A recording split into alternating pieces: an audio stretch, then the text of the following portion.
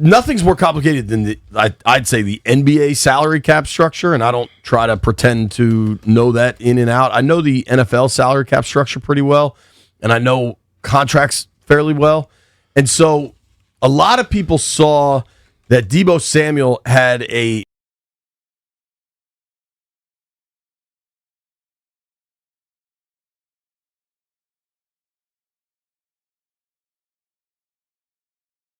decision on Deebo today. It's a contract mechanism that just voids the deal out. Yeah. So, like, this was always going to happen. Yeah. There was no decision to be made. And frankly, a lot of this happened when they converted some of his salary to cash last year. And so there was no decision. It just voided, right? Like, that's how this went down. That's it. And in turn, what that means, like, the cap calculations are already done. Like, all of the salary cap room is not impacted by this voided contract. Like, this was already in the works. And it does mean Deebo's now a free agent. He gets his free agency ahead of the new league year. It does not mean that he's gone. They could still choose to bring him back. Yeah. This was always the situation. So, like, I think people are responding with a level of surprise because, shoot, I'm blanking on his name. The dude from Spot Track put it out this morning. Wide receiver Deebo Samuel's contract is set to void today, leaving behind $12.3 million of dead cap to the Commanders. The 30-year-old earned $18.25 million in 2025 and carries a near $16 million valuation into free agency. Mm-hmm. And people are like, "Oh, why don't we trade him?"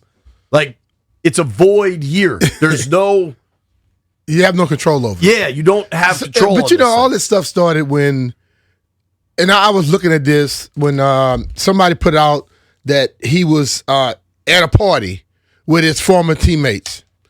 People, I saw that. Please stop. Like, out at the Super Bowl. You know what I would that's do in San Francisco. You know, if I was in another city and I was coming to DC for a Super Bowl or Philly or New York or hell, New Orleans, I'm going to probably hang out with my old teammates or friends at a damn Super Bowl party. That meant nothing about his contract and all that type of stuff. And this thing today, like, people knew this. They just don't. Either they don't know it or it's a certain group of people on the internet who likes to throw out stuff to make things bigger than what they are. And this is one of those things. I think there was always a decision to be made with Deebo if they're bringing him back or not. This does not change that decision. No, it doesn't. This was the case. They redid his contract when they traded for him. Say they traded for him, I don't know, a year ago, and then they redid the contract about a month later. Like, this was always the situation. He's going to free agency. Frankly, if the contract had more years and more control to it, he probably would have cost more in the trade market. As for what happens next with Deebo Samuel, I don't know. I mean, if Spot Track's saying his valuation is at around 16 mil, generally you get over like the way free agency is set up, usually you get more money than maybe the valuations say. I thought Deebo was pretty good last year. I thought he was pretty healthy. That was one of the questions. Yep. Certainly, the one thing I learned about Deebo Samuel, and I actually told him this on Locker Cleanout Day, he's not like the best guy with the media. He's not bad. I just don't think he really. Some guys, I think, frankly, enjoy the interaction with the media. Some guys don't mind it. Some guys recognize it's part of the job. And I'd probably put Deebo into the last category of, like, he recognizes he has to do it once a week and then after games. But what I learned about him, though, that I found really interesting, and I think this tells something about who he is as a person, he really didn't like talking about himself. But if you asked him about other players or about a guy that made a play that wasn't him, he would be pretty insightful. See, that's the thing of it, though, and that is why I have my vantage point being as a player and now here. A lot of media people talk to players and don't know a damn thing about the player, never gets to learn anything about the player. You do that. You get to know people personally and know what makes them tick and not. Most people don't care what makes them tick. And they only run to them, and normally they run when they have a deadline. And the player's like, hold the hell on. I got stuff to do. And I don't mind helping you, but you're not going to just come to me when you need something done. Okay? If I need something done, I ask you to do it, you might not do it. So I think the ultimate thing is, like you said, you were able to decipher. He likes talking about other people. You know?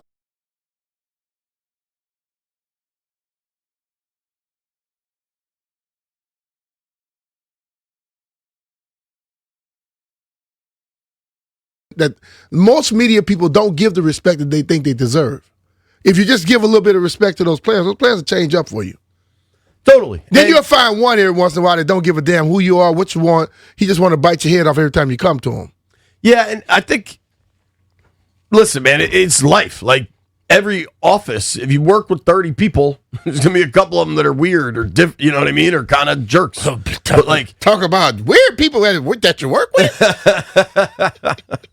The Deebo thing, this is just, the organization has to make a decision. My gut says he will not be back. There is nothing in the rule book that says he's not allowed to come back. If you got to pay Deebo,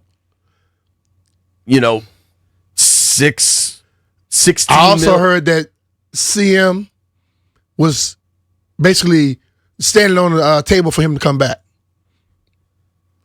You know why? Because Christian McCaffrey probably like, I am doing too damn much. Right. I need somebody to help me. Okay? So listen, bro.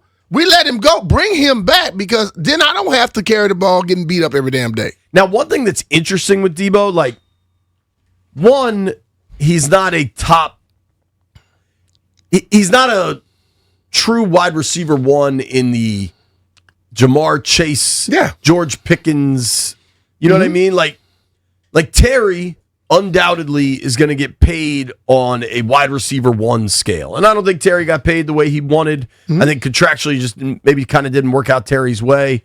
But there's never a debate on how you pay Terry. Positionally, not that Deebo got a ton of carries in Washington, but he's a different type of player. And I wonder how that impacts his free agency. You play spades. Yeah. He's a joker. He can do multiple things. But you want to be paid as a receiver, not as a running back. Yeah, you want to be paid as a receiver, but sometimes if you're effective enough as a receiver plus can do other stuff, it can throw a little bit more on top of it. And I think that's the thing with Deebo where you get a Deebo on your team, he can do the same thing that 3 or 4 people can do. Now, his agent got to be able to try to figure that out as far as the salary goes, but the team is going to be like, look, we could pay you for one of these things. And we don't think you're a number one receiver. We think you're the number one gadget guy. It's if you look at running backs, the highest paid running back in the NFL is Saquon Barkley. Second highest is Christian McCaffrey. Saquon makes over 20. CMC is right at 19. Then that falls down to Derrick Henry, Jonathan Taylor. Now, obviously, Deebo's not a running back, but like, if you look at the highest paid receivers in the NFL, the numbers are just significantly higher. Now, granted, you're talking about like true game changers in Jamar Chase making 40, Justin Jefferson at 35, CD at 34. Obviously, Pickens could probably reset that market. The way Jerry operates down there, it's hard to think that won't be a franchise tag, and then they'll do that whole road to nowhere dance. I don't know what will happen with Deebo because there's absolutely a market for him, but I think a lot of folks will be trying to kind of figure out what that looks like.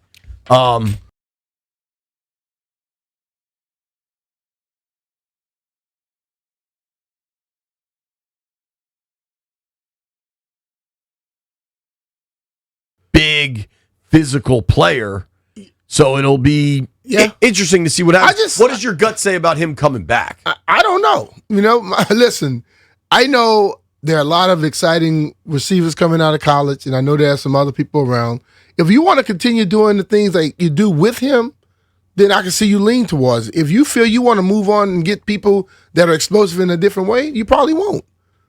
But the thing with New England, when we were up there for them practicing, we thought their receivers were very, very shifty and good. I remember what happened to them over the year. Well, I remember specifically being surprised by how good. I think we saw Diggs running around at that point. Diggs was good, but I'm saying the other 2 young guys were good as hell too. The New England receiving core kind of reminded me of Washington's in a bit. I think Terry would be the best of both groups, but Terry had his contract situation and then the injury situation. Yeah. If I'm Washington and I'm looking to sign a receiver, the receiver I find really interesting that's going to be a free agent is Alec Pierce from the Colts. You get a guy with real height. He's like 6'3", 6'4", has real speed, like vertical speed. A true free agent. He's only 26 years old. Maybe he's only 25, actually. That is who I would be targeting. But when you look That's at a that, productive so player. if you're seeing that, other teams are seeing it Sure. too. And then they may start shooting that value up. And let's be real. Everybody goes into this thing with a certain a budget on what they want to do and where. His budget may shoot up if he's that interesting. His stuff may jump up. Like his valuation may be one thing, but as you just stated, you get paid more than the valuation. And this team may feel like another position is more valuable to go over than this one. Yeah, I mean, it's so much to look at. It's easy. Like it's easy for us, media guys and fans to sit there. Let's go get these guys, but they have a game plan of what they're trying to do. Sure. And right now, for me, if you're going to spin over, I think they got to go over on defense because offense and defense, you got something on offense. You basically have relatively on defense. Totally. I think they need to be aggressive in free agency, period. And I think the needs defensively are so much more significant. Yeah. The reality on offense for this football team, if Jaden stays healthy, that's your game changer. Like, I understand you don't want to be in a situation reliant on Jaden to do everything, but Jaden being on the field is the difference maker. And you'd like to add more weapons for Jaden, undoubtedly. And maybe if you feel, say they sign 4 dudes defensively that they think are impact starters, right? Say you add 2 edge rushers. Say it's Owe and Jalen Phillips from the Eagles. I'm just talking here, right? Say you add those 2, you probably going to have to sign a linebacker here. It's starting to feel more and more. The fact that Durante Jones didn't mention Bobby Wagner once in multiple, media conversations. And if you go and listen to Bobby Wagner's speech from the Walter Payton Man of the Year Award, like there's reason to wonder if he's going to hang it up this season, I would say.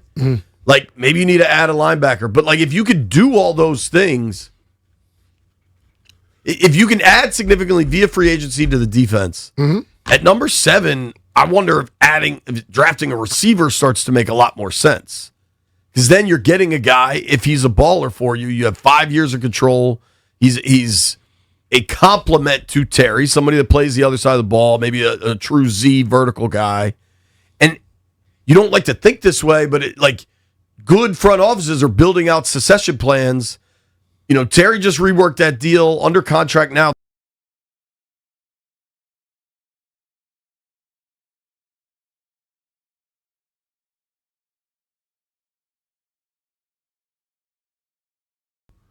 If they go heavy defense on free agency, they probably can lean towards a receiver.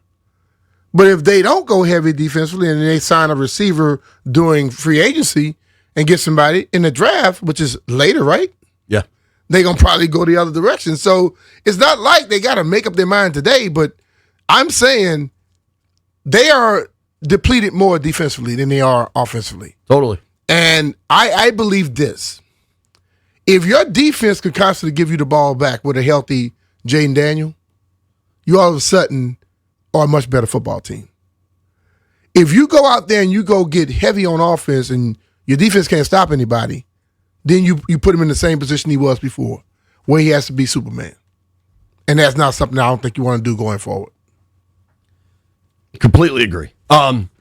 In short, the Deebo thing, I don't think people need to be like there's no surprise. There was no decision. It's not like Dan Quinn and Adam Peters had to get up early for breakfast to make a decision on what to do with Deebo's contract. It was a contractual mechanism that just voided. Like, imagine it just expired. You know what I mean? Like, for conversational purposes, that's probably the easiest way to look at it.